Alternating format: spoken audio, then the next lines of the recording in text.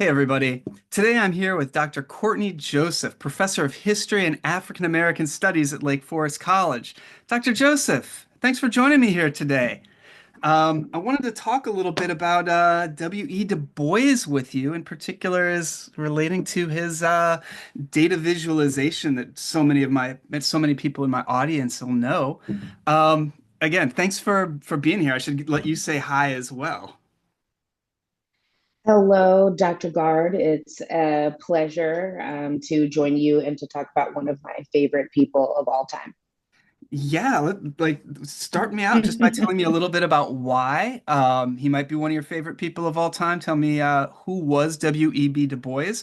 Am I saying his name wrong, as some people in the audience might be thinking? And what's he known for? Hmm. Good questions. As a person of French Caribbean descent, my family comes from Haiti. Du Bois's name and Du Bois's father was Haitian as well.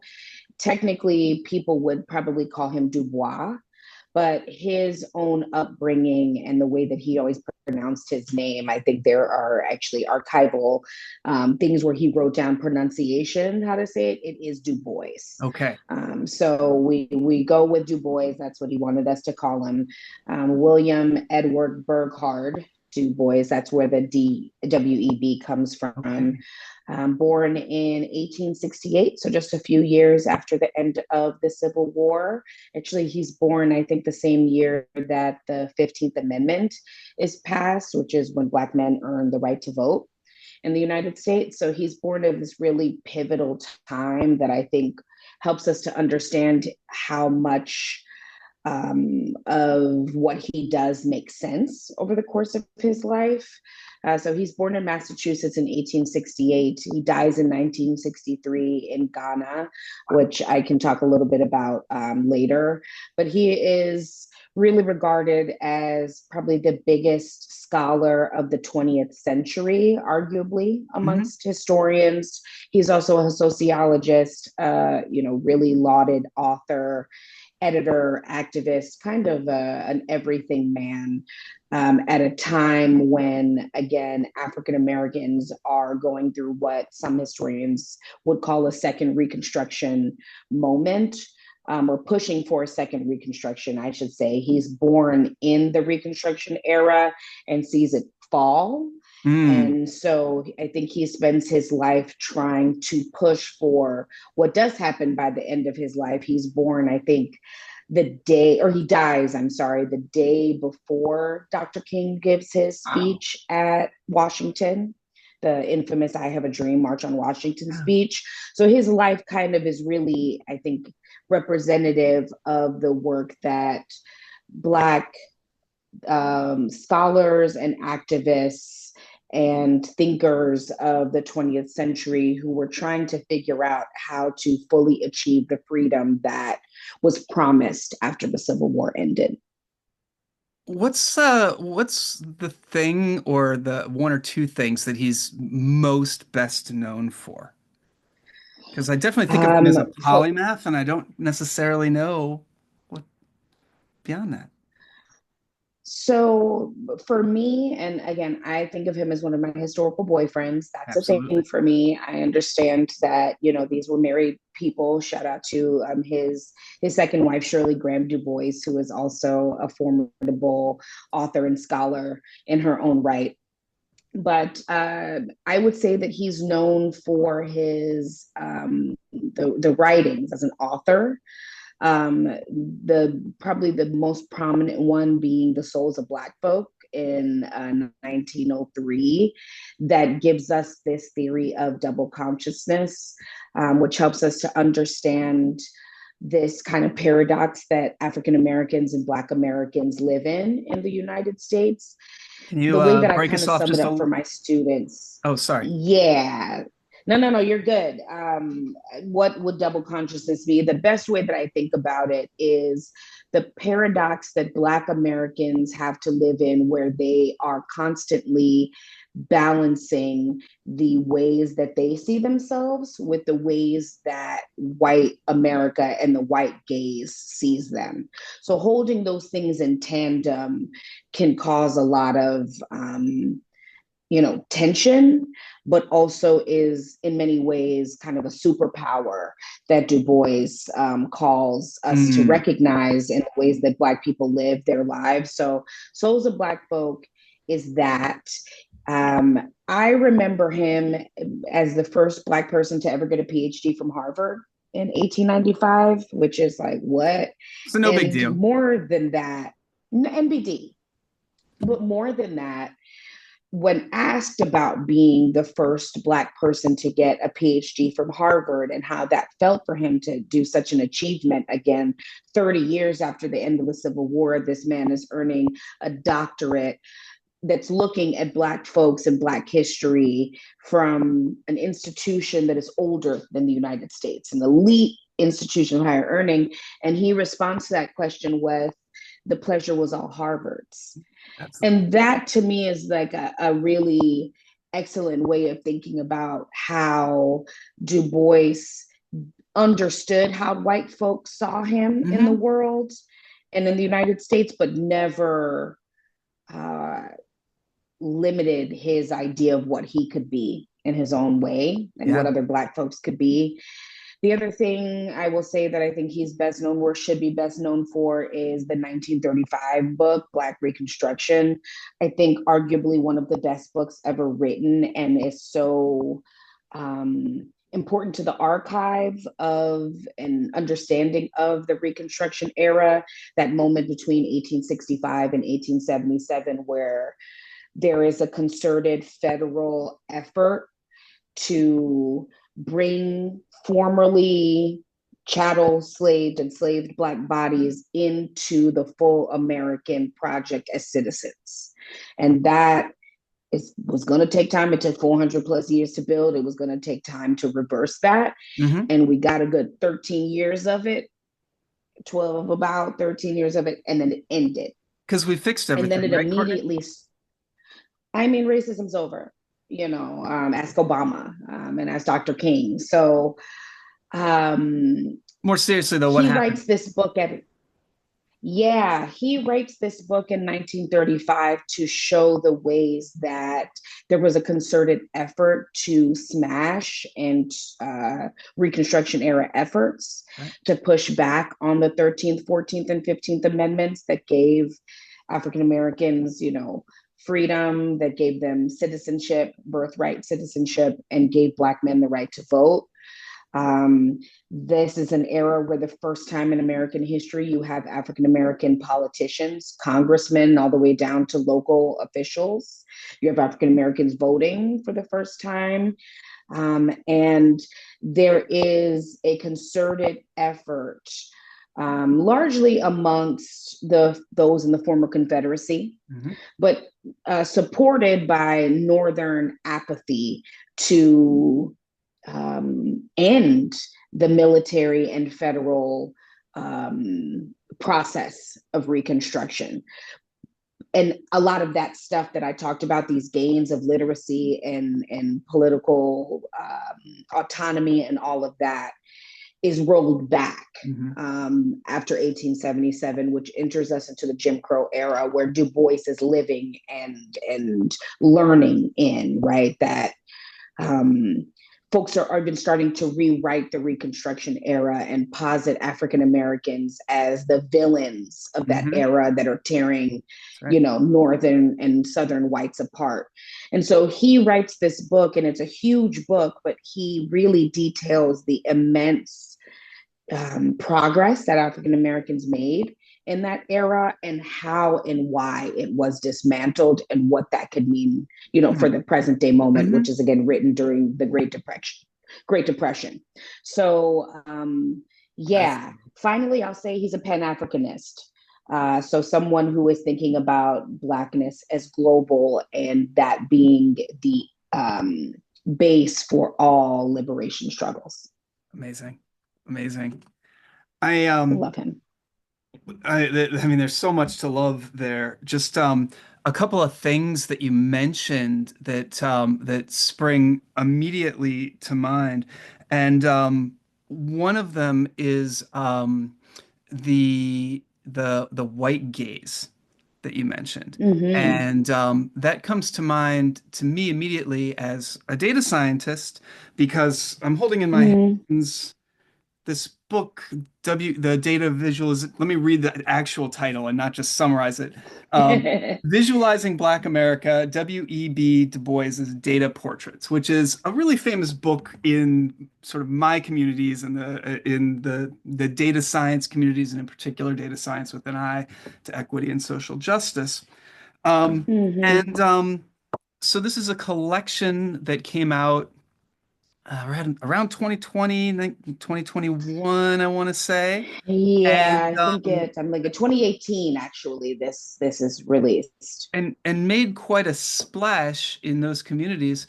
And I was hoping to hear a little bit about sort of the history, where these plates come from, and in particular, how they fit in with some of the things you just mentioned in terms of reconstruction, how we took a couple steps in that direction and said, oh, no, no, no, that's too much. Also, in terms of the Mm-hmm. duality that you were mentioning a little bit ago. I was wondering if you could say anything about any of those. So, Absolutely. So, it's 1900 when this exposition, the Paris Exposition, is happening, and Du Bois, I think, is either invited, I can't remember exactly how, but gets involved with being able to represent African American progress since chattel slavery. So it's been mhm. about 35 years at that point since the end of the Civil War.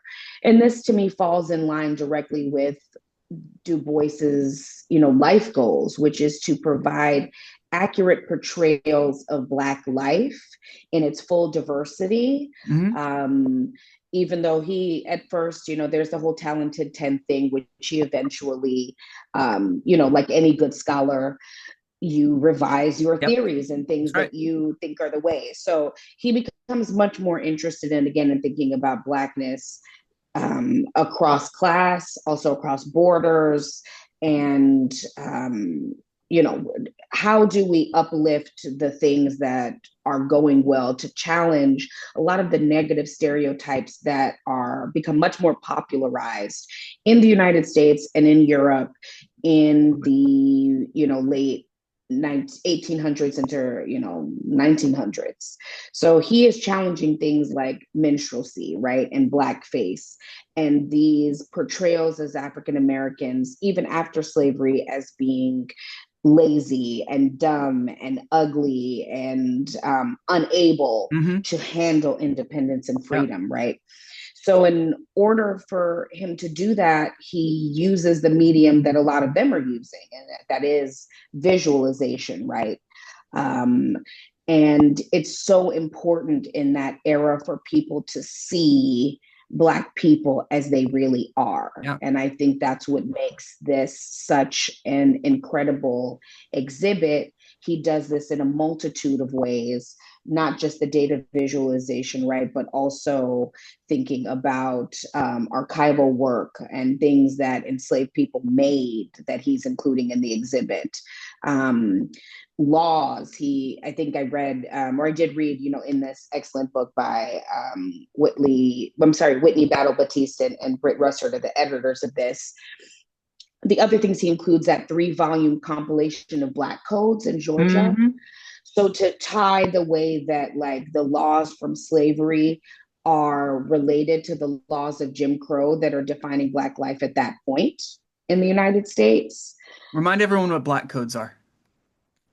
So these are laws that are created in the United States beginning in the colonial period. So when they're still with the British, right? But there are other versions of the French do this. It's the Code Noir, that are specifically created to disempower and to marginalize Black people who were being subjugated to chattel slavery that was hereditary and never ending. right? And was about policing you to keep you within those boundaries. So, you know, who could be a slave would be included in those. And there's, you know, early Black codes or things that will say, you know, African or Black people or indigenous people are the ones who can be enslaved. Yeah. But then limiting your movement. So you cannot go places without a pass. You cannot own weapons. If you have a weapon, then you will be subject to these sorts of punishments. Um, you know, the earliest Black code of defining slavery through uh, the status of the mother, right? So making that hereditary. How does that change over time? Still things like Black folks cannot gather at night, too many of them, when they're free, right? Or they must present a pass even if they're free to show where they can and can't be. Um, these are the sorts of laws that are specifically targeting Black bodies Mhm. that then, um, when Du Bois writes these out or presents these at the exhibit, draw a line between slavery and freedom and start to hopefully ask international audience if the United States is telling the truth about what freedom and democracy actually looks like, which is a classic tactic that I think still gets used throughout the 20th century, maybe even into the 21st, blasting the United States for their hypocrisy on an international stage. Hmm. Hmm. Because this exhibition was in Paris, if I'm remembering correctly. Right, Yes? right, right. Yeah. Yes. And these are Um, expositions. This is not the only one. Like there's several other expositions that are happening around this time. So these are avenues for that African Americans use, whether it's the 1893 World's Fair in Chicago or this one in Paris, the one that'll happen in 1933 in Chicago again. Um, Avenues for African American people to say, hey, by the way, here's who we really are, as opposed to what is being promoted about us popularly. it's wonderful. Could we take a couple minutes and walk through a few of these? I I'd love it. before we started this conversation, I asked you to pick out a few of the plates, and I'll share my screen and show one or two of them or three, and we'll Yay. go from there. If I can just find my share button, I know I have one here. I'm gonna look like it's 2019, and I didn't learn from COVID at all. There we I go. There it is. Are you seeing? Let's start with 31. I think that's the am. first one you sent me. It Okay. is. So 31 to me is exemplary of the exhibit. The exhibit included 60 of these data visualizations that, again, are supposed to show the progress of Black people since the end of chattel slavery in the United States, focusing specifically on things like employment, education and literacy, population and demographics. Where do Black people live? What kind of work do they do? Um, you know, what kind of assets do they have in this moment? But this one sticks out to me because not only is it the data visualization of the numbers itself, but it's also has these pictures that are really important that he uses as well to again show Black people as they are. This is not blackface. This is not a caricature. This is what a Black person looked like in 1900 or in the late 1800s in this moment. This takes a really big, he's taking a page out of Frederick Douglass's book when he does this. Frederick Douglass, who would arguably be the most important scholar of the 19th century, the 1800s, right? Frederick Douglass is the most photographed American of the entire 1800s. No other American, not just African American, but no other American is photographed as much as Frederick Douglass in the 1800s. And that is because, and they talk about it in this book, this idea of uplift visuals that Frederick Douglass wanted to continue to counter representations of Black folks over the course of his life by taking all these photographs that show him as regal and as brilliant and as in many ways That's, normal as any other yeah. American. So Du Bois is doing something very similar when he includes, and you see this in this visualization, an African American couple being photographed and representing, what he's calling Negro families in Atlanta, which is where he works with other students. That's the other cool thing about these. Du Bois is giving interdisciplinary gold and scholar gold by working with Hmm. students at Atlanta University to bring these visualizations to life. Like, this is what, as a scholar, you would hope to do, and as a mentor and an advisor, you would hope to do. And he does that. Um, Could you but he's imagine being a also, student again, in that lab? I mean, just that no environment must have been just goals. felt like a miracle. Just that opportunity. Oh my God. I'm so jealous. Absolutely, absolutely. So yeah, so I mean, the choice of color that he has in these bar graphs is really cool. The way that these are written, he talks about and has like a picture of a home in here. The expenditures around rent, food, clothes, taxes, and other expenses, which I love that he has, religion, the higher life, art, education, sickness, savings, amusement, books, travels, Yeah. and papers. Yeah. These are like a regular budget. You know what I mean? So basically, he's visualizing what a budget looks like for some African American families in Atlanta at Hmm. this point. So this is one of my favorite plots. Yeah, it's funny, just on my own, when I initially got this book, I just kind of flipped past this one, to be honest with you. Mm, There's a lot of really cool visualizations, and I didn't think about this one. And hearing you describe it, I now have exactly the opposite reaction. One of the things about data and data visualization more generally, is that while it's supposed to make things clearer, it can also obscure individual details that make us human, and mm-hmm, and that can mm-hmm. and that can absolutely be a form of whitewashing, and obviously that's been done historically in many occasions. And so to point out the importance of these faces and these houses here, I think is really wonderful and important. I totally love that. Yeah, very cool. What's the other one you want me to talk about? Yeah, that's let's see here. Let's go over to 38 if we could.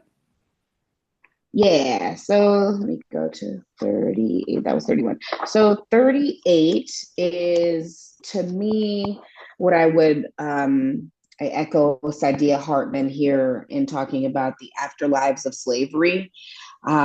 This idea of seeing how, despite the end of slavery in the United States, it's still in the landscape, and it's still Hmm. in just where we see African Americans even today, Oh yeah, right? Like, if you absolutely. look at maps, you're still going to see the majority of African Americans living in the South, the former Confederacy, right? Like, that's still the largest concentration. However, we're starting to see the movement north, and this map captures African American demographics prior to the Great Migration. So, the Great Hmm. Migration is the name for this mass movement of millions of African Americans out of the former Confederacy, out of the Deep South, into cities that make up the Midwest, that make up the Northeast, and a few cities out west, namely places like LA in California. Yeah. So he's capturing this moment where it hasn't quite happened yet, but it still shows where Black folks are living, Yeah. where then their political power would be, right, as being Absolutely. represented.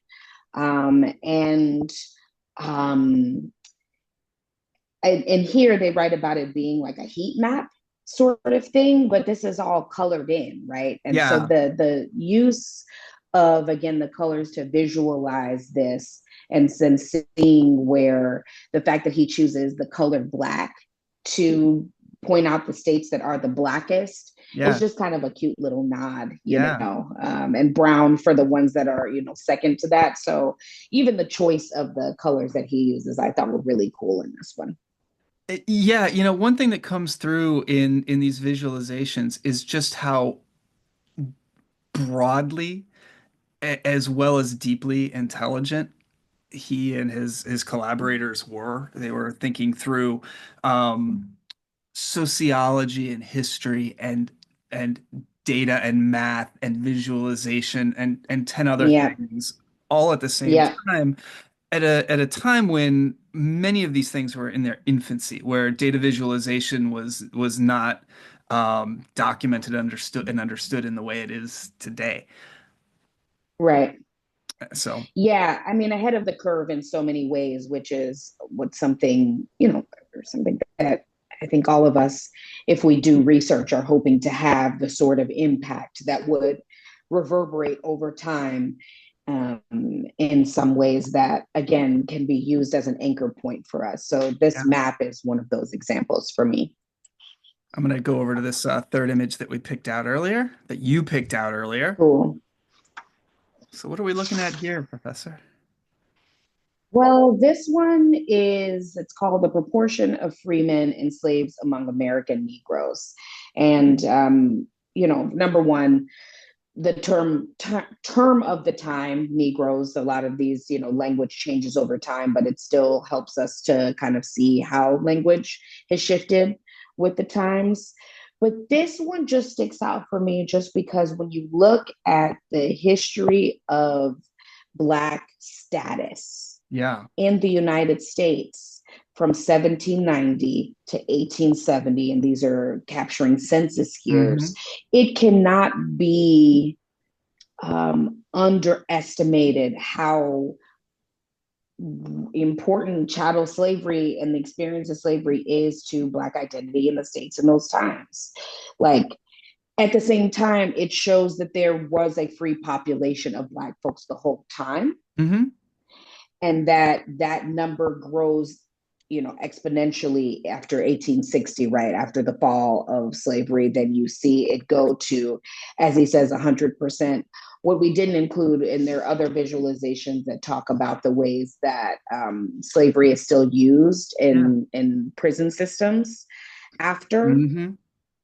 the end of the Civil War. But this one just speaks to me. It's just like such a stark image of like, this is what the majority of Black people in the early history of the United States, this was their experience, Yeah. was under a brutal system of slavery where most people who look like them had that experience as well. Also thinking about how this would be read by an international audience. So he's including French in here too. So, the linguistic uh, inclusivity in here is thinking about his audience Yeah. specifically, and how a French person who maybe has not had a deep or rich understanding of African American experience in the United Yeah. States, this could really show you something. And also, again, goes back to his goal with this exhibit of showing the progress, right? So, everything else in this Yeah. exhibit, if you look at it through the after seeing this data set, Yeah. I think speaks to how everything else it should be seen as like a miracle because they're coming from I mean, in many ways, a deep Black history Hmm. of uh, being property, and that's a lot to take in. Hmm. Hmm. One of the you mentioned color in that last one we were looking at, and on this split it Mm-hmm. really jumps out at me how Yeah, the enslaved people block is just a shadow, and it's just night, and it really yeah, it's a punch in the gut, it is. the result of that. It is just to sit with this one. Yeah, Yeah, I think that's why this was one that I chose as well. But all of them are really cool, yeah, for really, sure. honestly. Well, thank you for walking me through a couple of those. So Sure. the next thing I wanted to ask you was how maybe W.E.B. Du Bois connects with your own research interests and the scholarly work that you're doing sort of on the regular. So he comes up in my work, I think I would say a fair amount. Well, number one, I will say I fell in love with Du Bois's work as a graduate student. To see someone who was challenging narratives, historical narratives, and grand narratives about what it meant to be Black, not only in the United Mm, States, but again, across the diaspora was really meaningful. And to do it with such boldness, I think, was something that hmm inspired me. And then his work as a scholar activist also was really inspiring to me, that we don't just sit on what we know in the classroom or expect our peers in the academy to be the only one who hmm um, this work is for. How do That's we right. make this work as accessible as possible? And so his work helping to co-found the NAACP, or his work on the Crisis, the magazine that he helped to found and edit, like those sorts of things to me speak to the way that this work was diffused but never lost its messaging, hmm as long as it got to people again near and far. Yeah. So I will say, as a scholar, I mean, I teach about him all the time, and my students know that I love him. And so, they are very much like, okay, Dr. J. hmm But they also, he's just part of a great group, again, of thinkers and activists in the early 20th century that I think helped to define the rest of that century. And it wasn't just him, it's people like Booker T. Washington and Ida B. Wells and Cyril hmm Briggs and others who were thinking through this Yeah. problem of Black unfreedom or Black second class Yeah. citizenship. And the fact, again, that he grows over time is also something that I really aspire to. Like, you don't stay the same as a Yeah. scholar, and he like adjusted to that over time. He Yeah. is in my book. So I'm writing my first book, looking for a lovely publisher. I'm in the midst of doing that process right now. My book's called Invisibly Visible. It's a community history of Haitians in Chicago. And one of, I would say that I am writing this book in a way that I think is very much inspired, not just by Black feminist theory, but Du Bois's goal of challenging narratives about Black people. hmm So a lot of people don't recognize that there's a Haitian community in Chicago, nor do they think about it as a historic community, and nor do they think about Haitian people in general as anything but lesser than. And so as I write this book, it is a way to challenge the ways that people think about Haitian people, not just in Chicago, but broadly, is a goal of mine. But in doing the research for this, there was an archive at the DuSable Museum of African American History in Chicago, an untouched archive that my students and I were able to go through, student research assistants, back in 2019, hmm of a man named Dr. Metz Lochard. I can send you the spelling for that. He was a man of Haitian descent who made his home in Chicago between the 1930s until he died in the 1980s. He was the foreign correspondent editor for the Chicago Defender, one of the biggest Black newspapers of the 20th century, that featured a lot of Du Bois's work. And then I found letters between Lochard and Du Bois in his archive, where they had a friendship and were collaborators. And that blew my wig like all the way back. I may have like started jumping up and down when my students were like, "Is this W.E.B. Du Bois?" Yeah. And I was like, "They were friends." So to get some Wow. uncovered archival Yeah. stuff about Du Bois, and to be able to write about that and to write about the ways that this Haitian man was deeply connected to larger Black um, political and activist struggles at the time. Yeah. That's was a I didn't think that Du Bois was going to make my book in this way, but he Yeah. did, and there are pictures of them together, so it's very sweet. I think it's a fourth chapter of the book where I detail Lil Shard's life that includes some stuff about Du Bois.